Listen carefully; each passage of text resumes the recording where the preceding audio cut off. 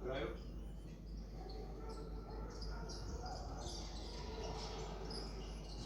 Vikić.